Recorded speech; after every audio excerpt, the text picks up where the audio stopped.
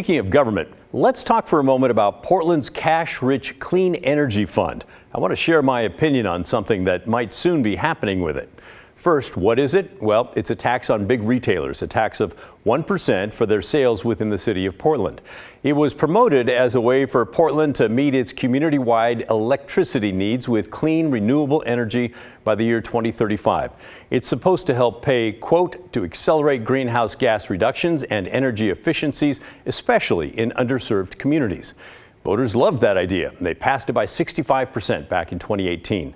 In Section 6 of that new law originally creating the tax, it defines what the money can be used for: renewable energy and energy efficiency projects, and regenerative agriculture and green infrastructure projects and clean energy jobs.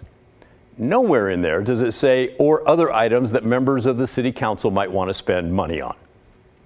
I point that out because our friends at the Oregonian report the fund has already raised nearly $600 million and is expected to bring in a total of $1.2 billion in the next few years. And that's way above what the city earlier thought it would bring in.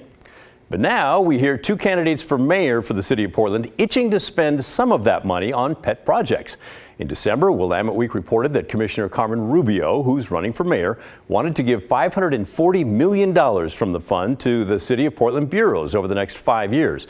The bureaus are tight on money, so you can definitely see the temptation there. Except that, in my opinion, that's not what the money is for.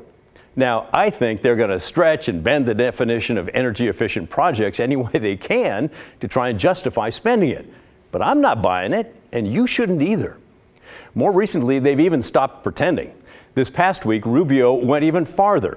She says she wants to set aside $3 million in the fund to pay for Portland Street Response. Now, that's the group that sends teams of people to people in crisis instead of sending the police.